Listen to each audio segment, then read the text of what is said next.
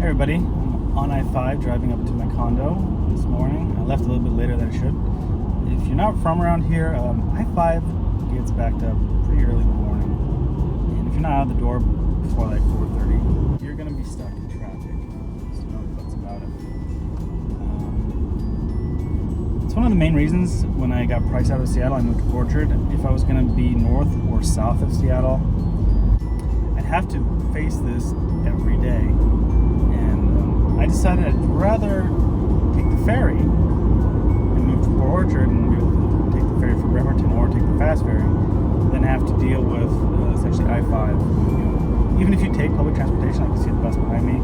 There's no guarantee it's going to be an hour-long commute because if there's an accident, well, there goes everybody's day, including the buses. So I'm just glad now that I don't have to commute. Hopefully the apartment will be finished here shortly. I hope to have the tub surround installed by Monday because that's when the tub's getting sprayed and they need it installed by. And then the rest is really just putting up trim and doing a deep clean. And that's about it. So I'm excited that that's getting finished. Oh, I have to install a sink, install a faucet, install the rest of the drawers. But hopefully that can be done in a day. Prepare myself right. I bought the right glue today, so I'm happy that I can get in the apartment and start working. So anyway, that's come some of my thoughts here when we're out of traffic. So I'm going to stop talking, and I'll see you at the apartment. All right, so so this is what I bought instead. It looks like it's for everything. And I didn't see any warnings about what not to use it on. So if it's good for a tub and shower, that's good enough for me. I cut it down to the smallest 1/8 inch bead because I'm doing the edges over here. So I don't want a lot of spillage. Even though it is clear, I'd rather not have any sort of change in sheen.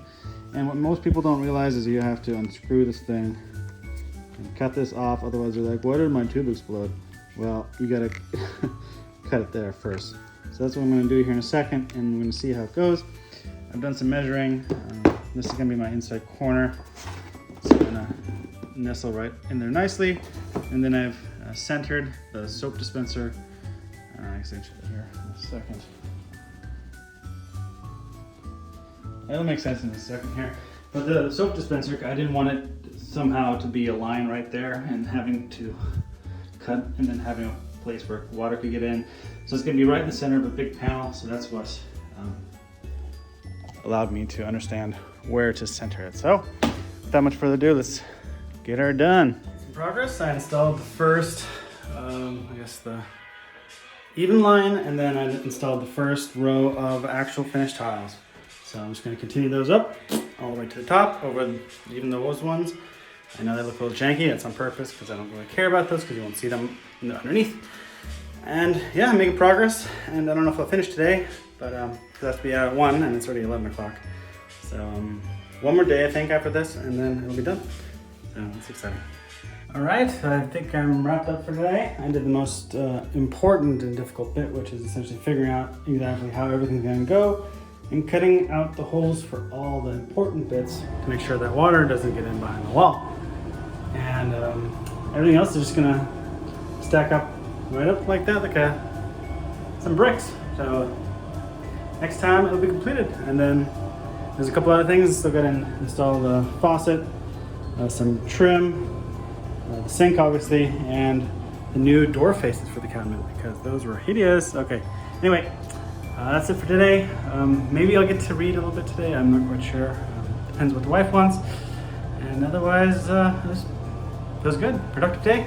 Looks like Santa came early today, and we got Rich Dad, Poor Dad, and the second book, Cash Flow Quadrant.